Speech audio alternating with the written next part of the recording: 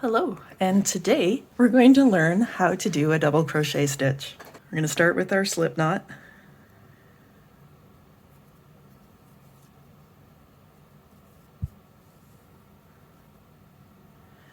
And we're going to start with a base chain. For this sample, we are going to chain 12.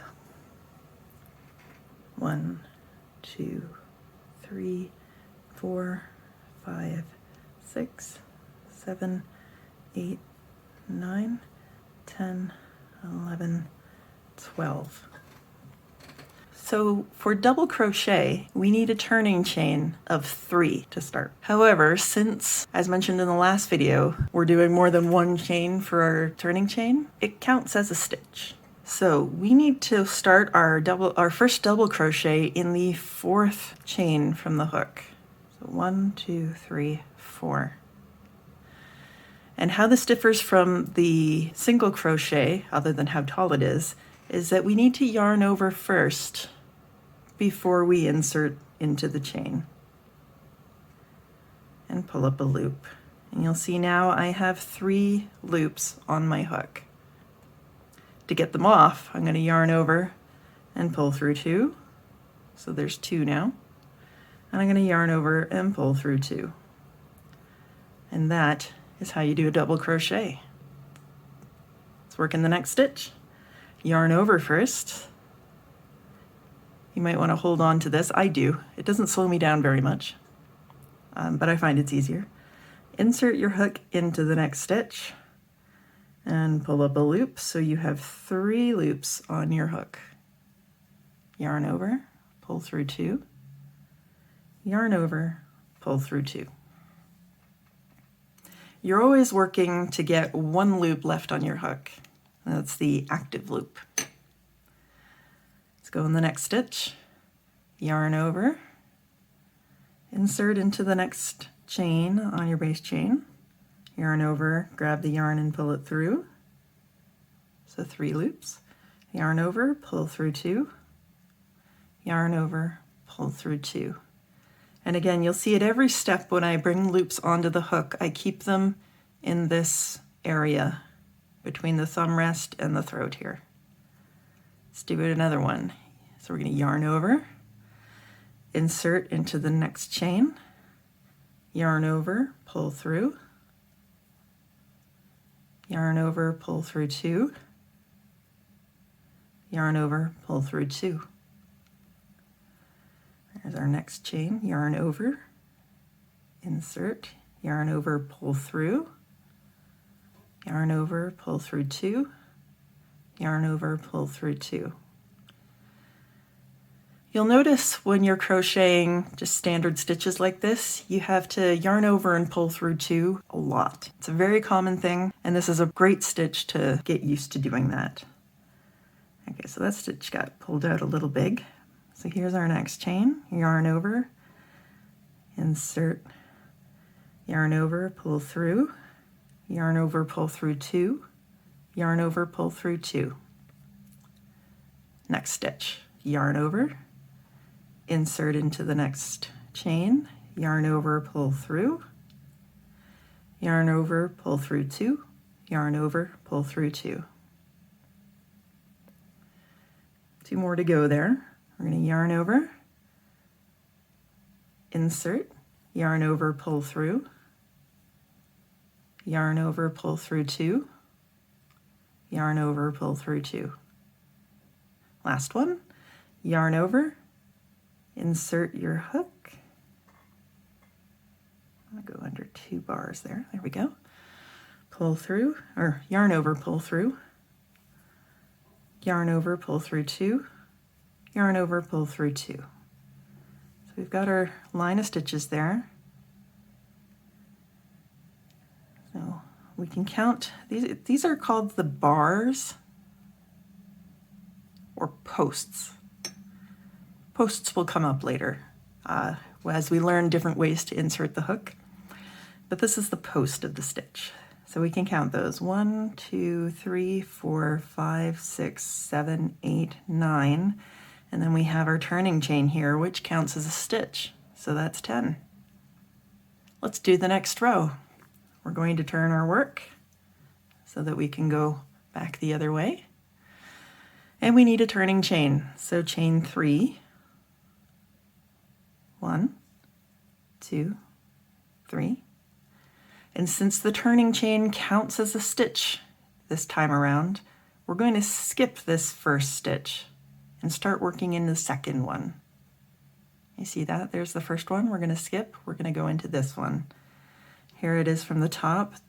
Here's the first one, and there's the second one. So we're going to yarn over.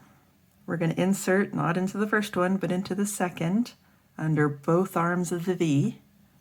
Yarn over, pull through. Yarn over, pull through 2. Yarn over, pull through 2.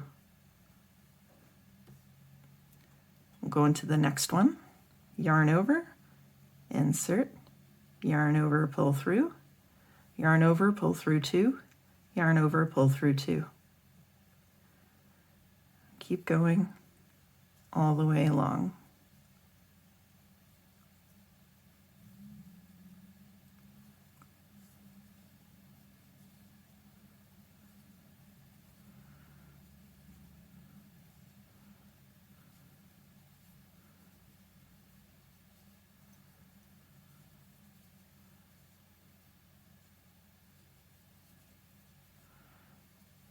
Now I haven't been counting my stitches, so I'm going to count them now, remembering that the turning chain counts as 1. So 1, 2, 3, 4, 5, 6, 7, 8, 9. So I still need one more stitch, even though I've run out of V's to work into. And that's because the top of your turning chain looks a little weird. If you turn it, you can kind of get that V shape, but that's really hard to work under. So what I recommend you do is you yarn over and you try to get your hook under these two bars of yarn. There is a little hole there. Shove your hook through it.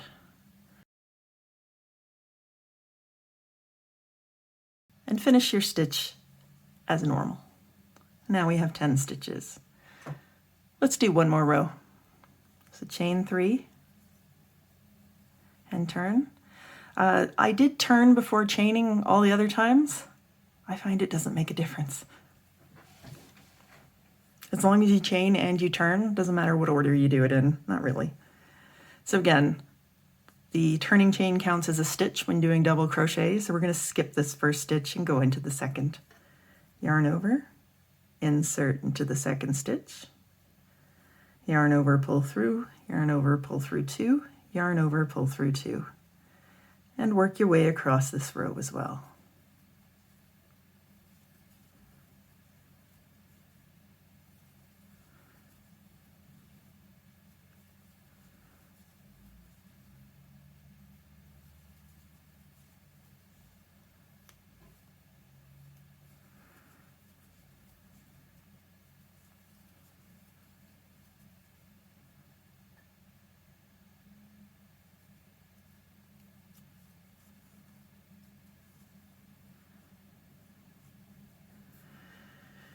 So keep making rows.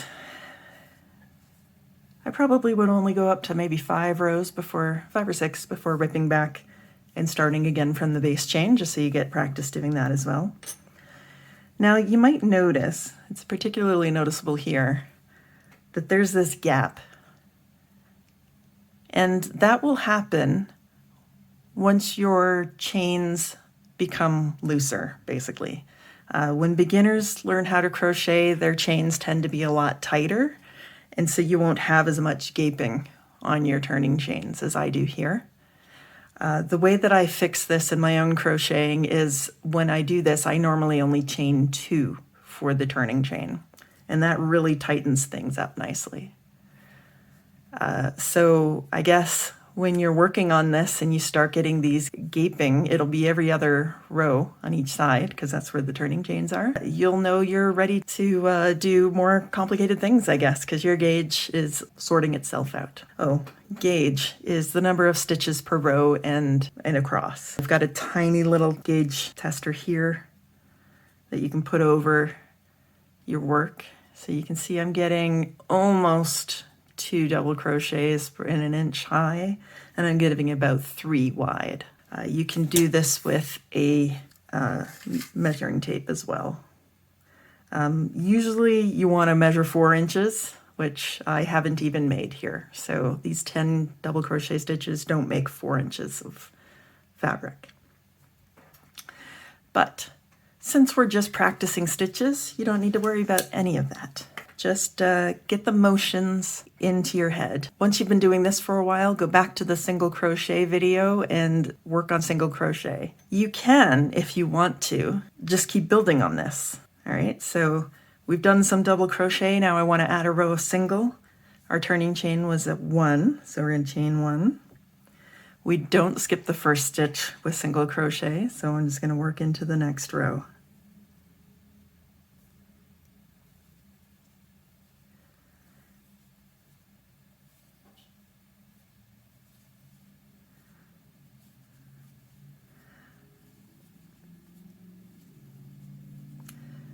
So if you want, you can alternate your stitches now.